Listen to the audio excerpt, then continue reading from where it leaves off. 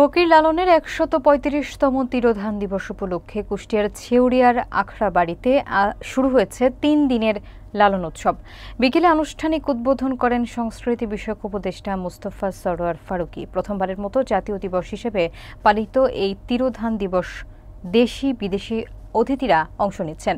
আলোচনা সভায় মুখ্য আলোচক ছিলেন আন্তর্জাতিক খ্যাতিমান লেখক গায়ত্রী চক্রবর্তী। সভাপতিত্ব করেন কুষ্টিয়ার জেলা প্রশাসক আবু হাসান মোহাম্মদ আরিফিন। বিস্তারিত দেখুন শেখ মহসিন কবিরের প্রতিবেদনে। কুষ্টিয়ার ছেউরিয়ার আখড়াবাড়িতে শুক্রবার থেকে শুরু হয়েছে ফকির লালনের ১৩৫তম তিরোধান দিবসের ৩ দিনের আয়োজন।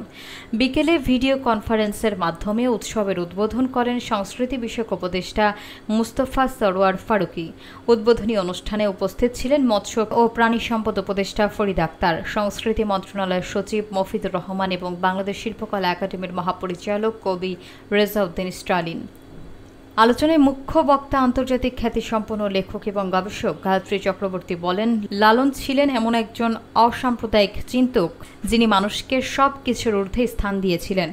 চিন্তক ফরহাদ মজহার উল্লেখ করেন, জাতীয়ভাবে লালনের তিরোধান দিবস পালনের মধ্য দিয়ে এটি আন্তর্জাতিক পরিমণ্ডলে নতুন মাত্রা পেয়েছে। তিনি লালন গবেষণার জন্য আন্তর্জাতিক মানের কেন্দ্র স্থাপনের আহ্বান জানান।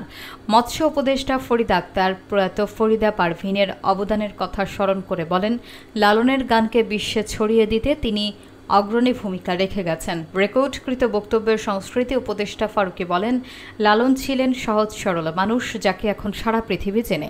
আলোচনা শেষে শিল্পীরা লালনের গান পরিবেশন করেন।